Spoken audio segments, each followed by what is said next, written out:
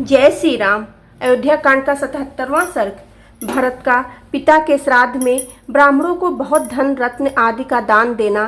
13वें दिन अस्थि संजय का शेष कार्य पूर्ण करने के लिए पिता की चिता भूमि पर जाकर भरत और शत्रुघ्न का विलाप करना और वशिष्ठ तथा सुमंत्र का उन्हें समझाना। तदंतर दशाह व्यतीत हो जाने पर राजकुमार भरत ने 11वें दिन आत्मशुद्धि के लिए स्नान और एकादशाह श्राद्ध का अनुष्ठान किया। फिर 12वां दिन आने पर उन्होंने अन्य श्राद्ध किया। उसमें भरत ने ब्राह्मणों को धन रत्न प्रचुर अन्न बहुमूल्य वस्त्र नाना प्रकार के रत्न बहुत से बकरे चांदी और बहुतेरी गौएं की दान की। राजपुत्र भरत ने राजा के परलौकिक हित के लिए बहुत से दास दासियां सवारियां तथा बड़े बड़े घर भी ब्राह्मणों को दिए। तदंतर 13वें दिन प्रातःकाल महाभाव भरत शोक से मूर्छित होकर विलाप करने लगे। उस समय रोने से उनका गला भर आया था। वे पिता के चिता स्थान पर अस्थि संजय के लिए आए और अत्यंत दुखी होकर इस प्रकार कहने लगे। तात, आपने मुझे जिन ज्येष्ठ भ्राता श्री रघुनाथ जी के हाथ में सौंपा था, उनके वन में चले जाने पर आपने मुझे सूने में ही छोड़ दिया। तात नरेश्वर, जिस अनाथ हुई देवी के एकमात्र आधार पुत्र को आपने वन में भेज दिया, उन माता कौशल्या को छोड़कर आप कहाँ चले गए? पिता की चिता का वह स्थान मंडल भस्म से भरा हुआ था।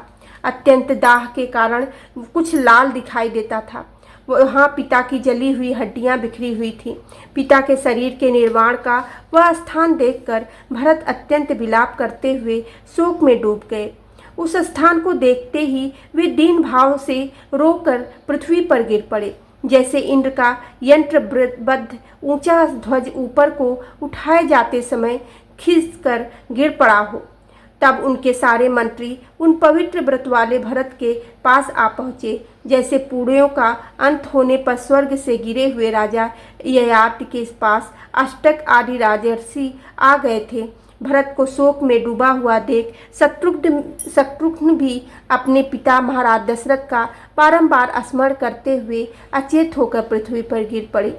वे समय समय पर अनुभव में आए हुए पिता के लालन पालन संबंधित उन गुणों का स्मरण करके अत्यंत दुखी हो सुध-बुध खोकर उन्मत्त हो के समान विलाप करने लगे।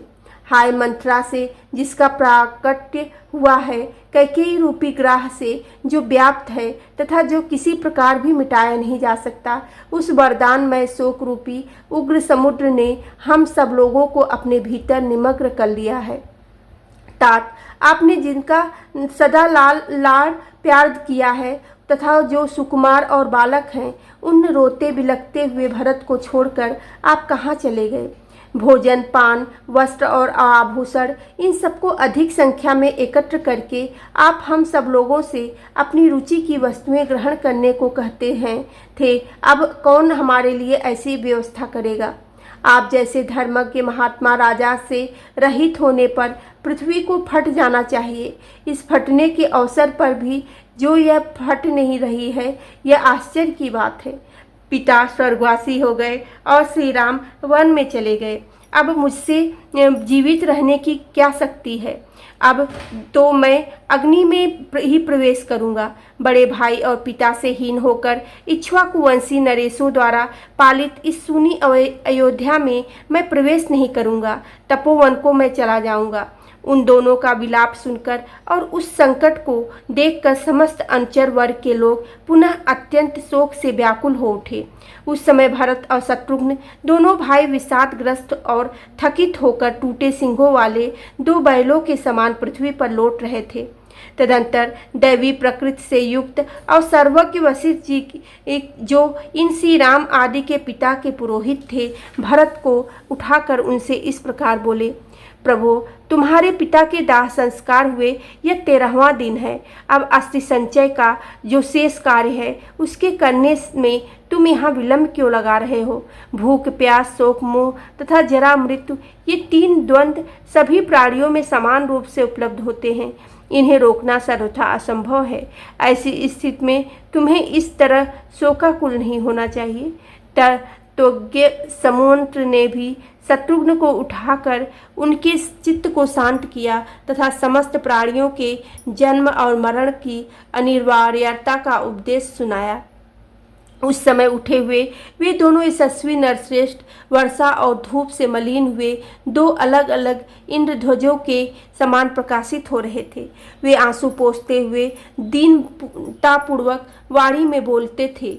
उन दोनों की आंखें लाल हो गई थी तथा मंत्री लोग उन दोनों राजकुमारों को दूसरी दूसरी क्रियाएं शीघ्र करने के लिए प्रेरित कर रहे थे।